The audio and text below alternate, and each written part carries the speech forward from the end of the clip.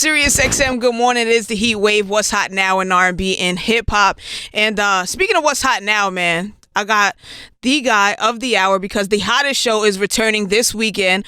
OmariHardwick, what's up? What's happening? AKA Ghost. AKA Ghost. You told me your schedule. AKA Ghost. BKA. AKA Ghost. All of them. BKA Ghost. Okay, yeah. Because Ghost's schedule is very crazy, right? Yeah, you know, I was talking what's happening, everybody, particularly New York. Shout outs to New York, which definitely played their part as a character in this show, Power. Mm-hmm. So shout outs to the world listening to your show, Swaggy. Hey. But also to New York specifically. I was just talking about the schedule, just in terms of my work as not just Ghost, but you know the ensuing projects that I'm working on. And yeah, you wear many hats, man. Yeah, which is great. Such a blessing. Of course, yeah. You know, it's definitely not something to be ashamed of. But I want to make sure you don't owe 50 any money or anything I'm like good. that. You good? I think what happened. I think Five did a hell of a job too, because I had talked to Angie, right? Mm-hmm. I had the interview with Angie Martinez. Okay. And I just was randomly speaking about a moment that 50 had loaned me money. And he hadn't done the thing yet. He didn't start the whole, you feel me? So you just missed that wave. No, I paid him back. Oh, So we were speaking about me being a person that feels like people should pay people back. Right. And that sometimes, particularly our culture, brown and black culture, aren't taught that you should pay with interest. Like, because their money that they loan you could have been making money while you had it. Right. So we were just speaking about that. And he loaned me some money or whatnot. But then right after that, he's smart, man. He piggybacked that. And I think he went with like, yeah, pay me back. I definitely paid him back. How do you feel about all his posts on the grid? Like, do you find it funny? I know he came and wrote Timmy, aka Dre. Like, he's a hilarious. He's hilarious. Yeah, I used to intern for him when I was like 16 over at GM. How? I know. I had to get like a 16, signed release. Like, listen, don't, anything you see here. Yeah. We're cool with it. Parental, here. Win in G Unit. They went in G Unit. Let's get out of there, man. Season 6 premieres this weekend. Let's get straight to it. Is Angie alive? That's what everybody wants to know. I know you ain't going to tell me, but we hear her heartbeat in the trailer. Like, what's going on? That's cool that you hear her heartbeat in the trailer. I paid attention to that. Yeah, you are. Yeah. You're looking at that, right? Like, no, it's there. It's there. You even wore a shirt with a big-ass heart on it. Like, don't think I didn't peep that.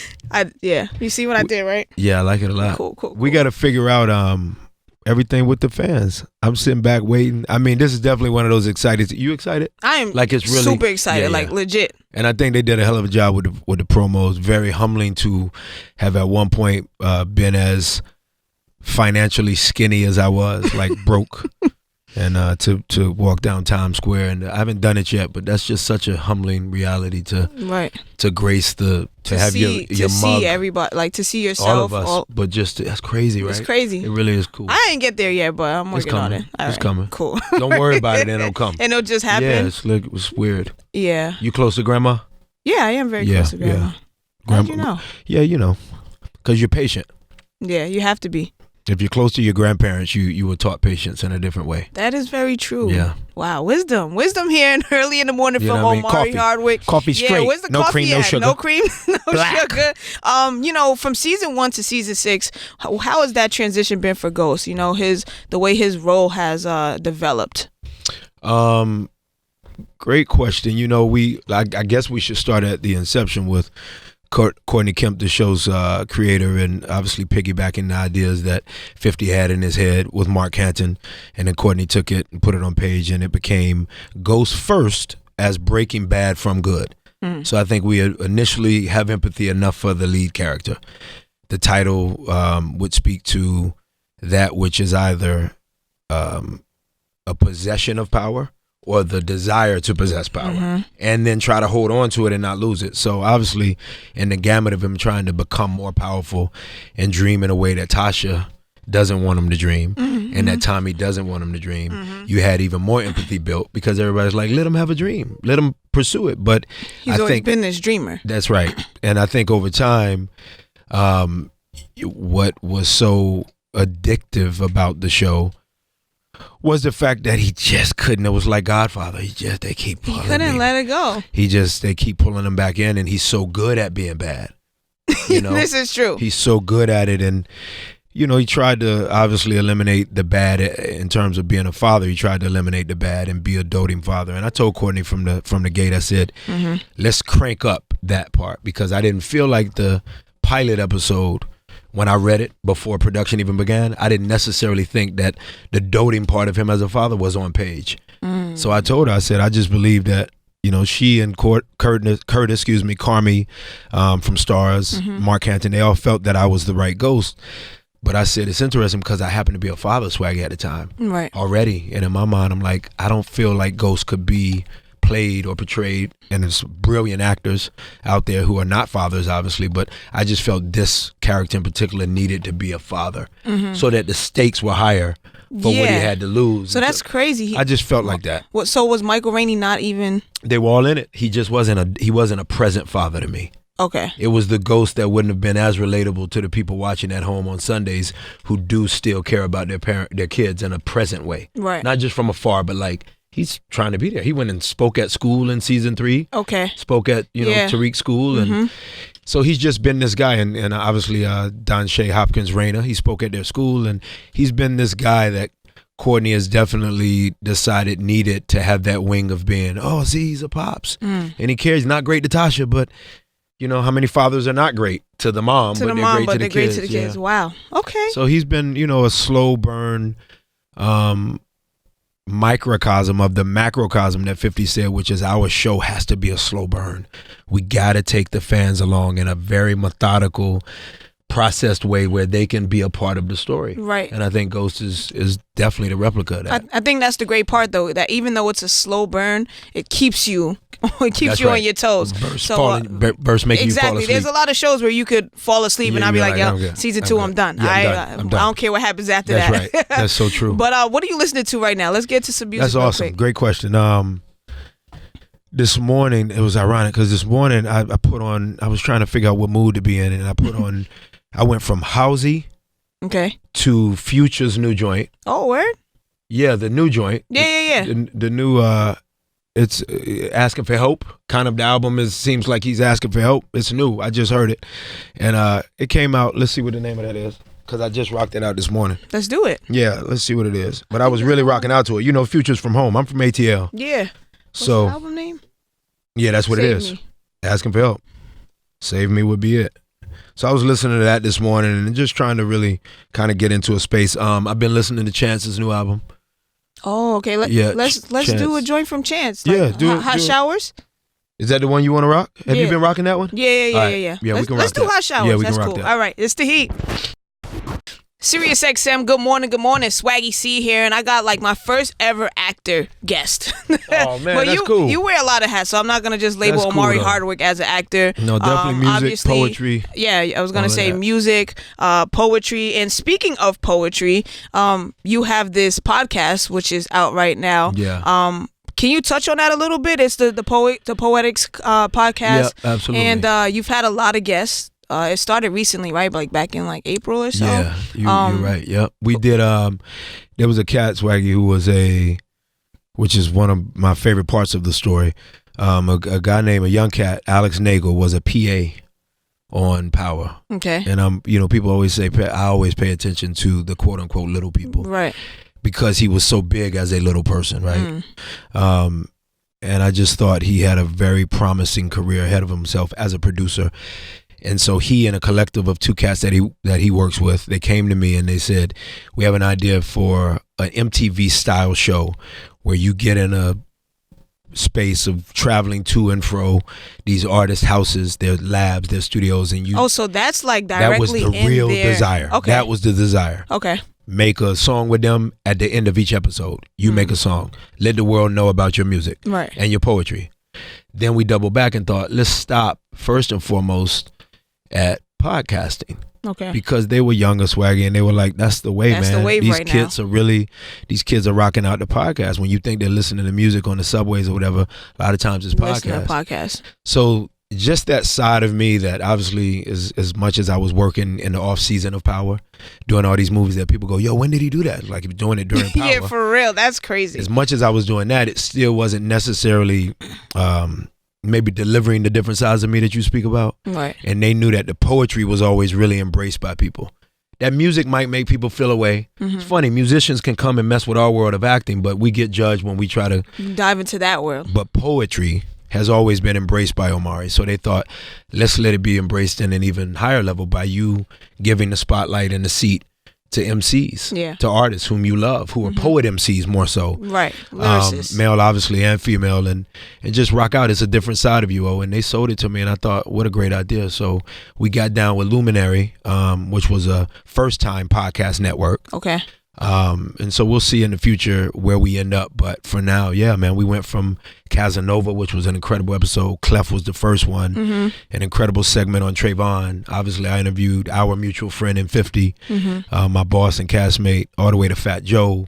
Yeah, back over to Dave East, do you have a favorite? Ambrosius. Yeah, I know it's hard to narrow it down, but 50s and Meth was really special. I think it's because of the relationship with them. It was just natural. It was organic. So, you know, I had Rhapsody. I had Rhapsody. Yeah, Rhapsody was here at Hip Hop Nation not too long ago. She rocked out, right? Of course. Super talented. Yeah. Young Paris was on, and we just it was a lot of fun. It was very fun. We even I had Tip. I was obviously he is somebody, not only a friend, but we grew up with each other. That's what I was gonna say. Being from Atlanta, so we grew up with each other. So that was just a natural conversation. That Rubber Band Man, y'all were chilling. Man, that went. And then I had Damani on. We haven't heard that episode yet. You'll hear it. But his son, Damani. Yeah, Damani, and he got bars like crazy. A poet. A poet. So he and I really relate on that. But I like it. You know, I was telling my publicist and my lawyer recently that it shifted the culture. And obviously a lot of people feel Power did the same thing. I'm so humble when you and other people like you, Swaggy, say that. But the podcast equally came in and made the culture shift. My sister called me one day. She's back in Atlanta, and she said, bro, it's shifting the culture. Like you guys are really talking about some stuff. So I was proud of that. Is there somewhere that people can find your poetry? Yeah, well, soon via the music like crazy. A lot of the poetry. But in terms of, like, I've definitely done work with Guapale, and I've done work with Estelle from London, Eric Roberson, the great R&B singer from Jersey. And then I got a website that some of the poetry exists on. But if you really want to hear it, you go to every episode of the podcast, and I spit at the end of every episode or at the beginning. Okay. So, but a book has to come out. I see your eyes saying you got to write it. Yeah, I'm like, yo, what's up? I was going to say if you got something for me right now. I don't know. Word? I've been writing some new stuff. Let's see what you got. I've been writing some stuff. There's always stuff. You know what I mean? There's always some stuff. Let's see what we got. Look, he pulled out a notepad. Like, yeah, this is a writer. So this one I did on I feel like it was on Fat Joe's episode. The Art in Me. The art in me, leaving my poems on some bad behavior, send them to detention with a call home to me that I don't condone, acting out on paper till my words be bending your attention away from the fakers, drop to my knees and shout out to my Lord Savior, to my songs, thief the neighbor, same as a caper.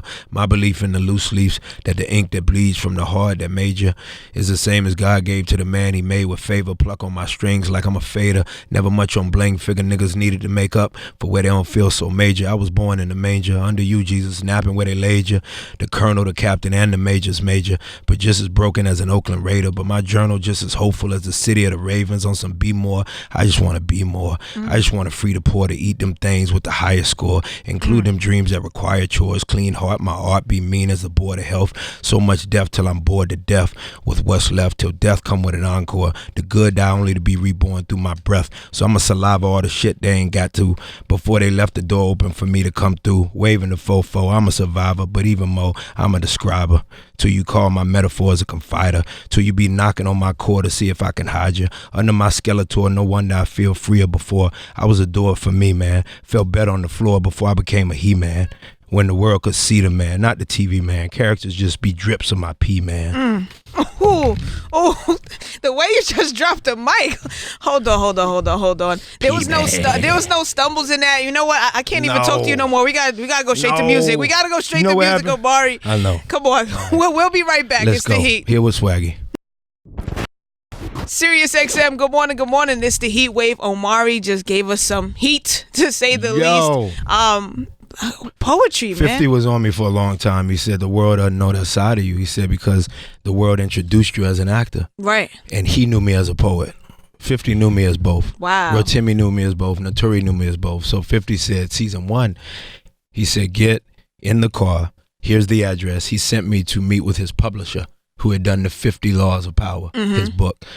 And he's called ahead to the cat and he was like, I really want this guy who's the lead of my new show. I want him to get an opportunity to publish his poems. You should. But then over time, 50 was like, but also, you got to find music because you flow. Like you have a whole... the studio. So Big Daddy Kane and all of them really came hard body at me. And Kane was on the podcast. Eric B. and Rakim. These are all very close friends who knew I was a poet. Right. The best of the best know that side of me. Yeah, but the fans are the ones that are like, crazy. that nigga can't do everything. It's like, no, but I can do whatever I can do. I can. And whatever that is. You know what? Speaking of doing everything, you also wear this hat as an activist, which I know I sometimes could be very weighing.